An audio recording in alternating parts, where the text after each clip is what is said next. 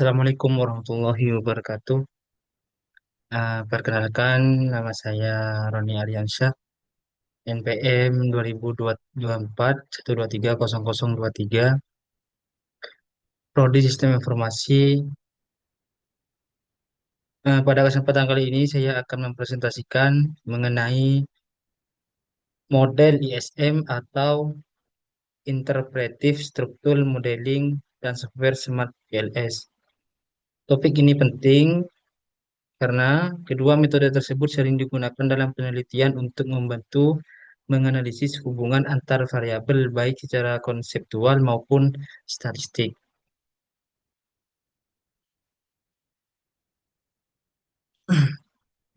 Pendahuluan,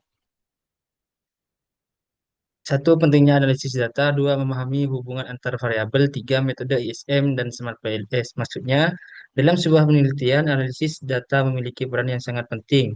Penelitian tidak hanya mengumpulkan data, tetapi juga harus memahami hubungan antar faktor yang diteliti. Oleh karena itu, diperlakukan metode analisis yang tepat agar hasil penelitian lebih akurat dan mudah dipahami. Dua metode yang cukup populer adalah ISM dan Smart PLS. ISM biasanya digunakan untuk melihat struktur hubungan antar faktor secara sistematis, sedangkan Smart PLS juga digunakan untuk menguji hubungan antar variabel menggunakan data statistik.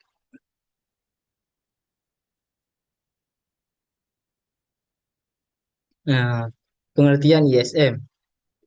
Metode pemetaan hubungan variabel yang di dalamnya maksudnya digunakan pada sistem kompleks berbasis pendapat ahli. Maksudnya ISM atau Interpretive Structural Modeling merupakan metode yang digunakan untuk memetakan hubungan antar elemen dalam suatu sistem yang kompleks. Yang mana menurut pemahaman saya, metode ini membantu peneliti mengetahui faktor mana yang menjadi penggerak utama dan faktor mana yang dipengaruhi oleh faktor lain. Dengan ISM, hubungan antar variabel dapat disusun menjadi beberapa tingkat sehingga lebih mudah dipahami. Sekarang contoh ISM di dalamnya Smart Village, SDM, teknologi, infrastruktur, menentukan faktor dominan. Sebagai contoh dalam konsep Smart Village, terdapat beberapa faktor seperti kualitas SDM, teknologi, infrastruktur, pelayanan publik, dan dukungan pemerintah. Yang mana semua faktor tersebut saling berhubungan dan kadang sulit dianalisis secara langsung. Nah, dengan ISM kita bisa mengetahui faktor mana yang paling dominan atau paling berpengaruh terhadap keberhasilan Smart Village. Misalnya, kualitas SDM ternyata menjadi faktor dasar yang mempengaruhi pengguna teknologi dan pengembangan infrastruktur. Slide kelima yaitu langkah-langkah ISM. Di dalamnya satu, identitas variabel, dua, SSIM, tiga, reactability matrix, empat, struktur model, lima, leveling. Langkah pertama dalam ISM adalah mengidentifikasi variabel atau faktor yang akan dianalisis. Setelah itu dibuat SSIM atau Structural Self Interaction Matrix untuk menentukan hubungan antar variabel berdasarkan pendapat ahli. Kemudian hasil tersebut diubah menjadi reactability matrix untuk melihat hubungan secara lebih sistematis. Tahap terakhir adalah menentukan level dan membuat diagram struktur agar hubungan antar variabel terlihat lebih jelas dan terarah. Sekarang yaitu pengertian Smart PLS atau apa itu Smart PLS. Satu, software analisis SIM. Dua, berbasis partial least square. Tiga, analisis hubungan variabel. Jadi selanjutnya adalah Smart PLS. Smart PLS merupakan software yang digunakan untuk analisis SEM atau struktur equation modeling berbasis partial least square. Nah, menurut saya hmm, software ini sangat membantu karena dapat menganalisis hubungan antar variabel laten dengan lebih praktis dan mudah dipahami, terutama bagi peneliti pemula. Selain itu, Smart PLS juga cocok digunakan pada jumlah sampel yang tidak terlalu besar. Fungsi Smart PLS. Jadi, yang pertama yaitu uji validitas, dua uji reliabilitas, yang ketiga uji hubungan variabel. Maksudnya, Smart PLS memiliki beberapa fungsi utama dalam penelitian. Yang pertama adalah menguji validitas, yaitu apakah indikator benar-benar mampu mengukur variabel yang diteliti. Yang kedua, menguji reliabilitas untuk memastikan data konsisten dan dapat dipercaya. Kemudian, Smart PLS juga digunakan untuk melihat pengaruh antar variabel, misalnya pengaruh kualitas pelayanan terhadap kepuasan masyarakat. Selanjutnya yaitu langkah Smart PLS. Ya, satu input data, dua buat model, tiga PS algoritma maksudnya, yang keempat bootstrapping, yang kelima interpretasi. Maksudnya, langkah penggunaan Smart PNS dimulai dari memasukkan data penelitian ke dalam software. Setelah itu, peneliti membuat model penelitian yang terdiri dari variabel dan indikator.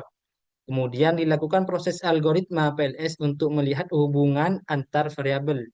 Selanjutnya dilakukan bootstrapping untuk menguji hipotesis penelitian. Tahap terakhir adalah interpretasi hasil berdasarkan nilai statistik yang diperoleh.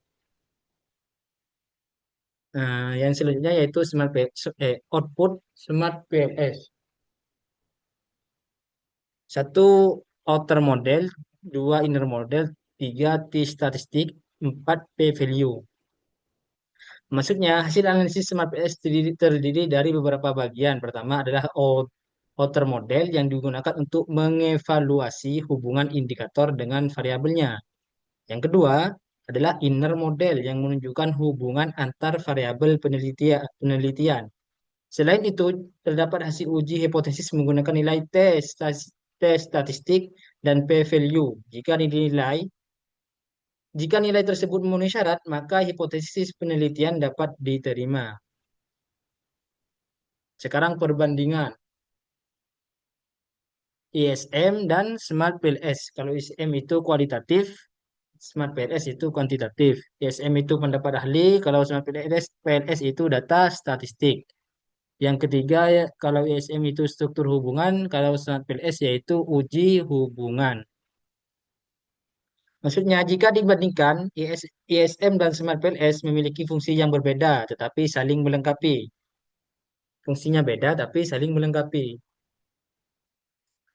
ISM lebih bersifat kualitatif karena menggunakan pendapat ahli untuk menyusun struktur hubungan antar faktor, sedangkan Smart PLS lebih bersifat kuantitatif karena menggunakan data statistik untuk menguji pengaruh antar variabel. Jadi menurut saya, kedua metode ini bisa digunakan bersama agar hasil penelitian lebih lengkap. Yang terakhir yaitu kesimpulan dari keseluruhan tadi. ISM yaitu berarti memahami struktur, kalau Smart PLS menguji hubungan. Dalam arti lain yaitu saling melengkapi antara ISM dan Smart PLS ini. Jadi ISM digunakan untuk memahami struktur hubungan antar faktor dalam suatu sistem yang kompleks, sedangkan Smart PLS digunakan untuk menguji hubungan tersebut secara statistik berdasarkan data penelitian. Jadi dengan memahami kedua metode ini, peneliti dapat menghasilkan analisis yang lebih sistematis, akurat, dan mudah dipahami.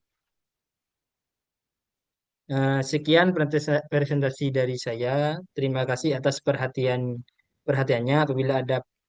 Apabila ada kesalahan, mohon maaf. Mungkin hanya ini. Wassalamualaikum warahmatullahi wabarakatuh.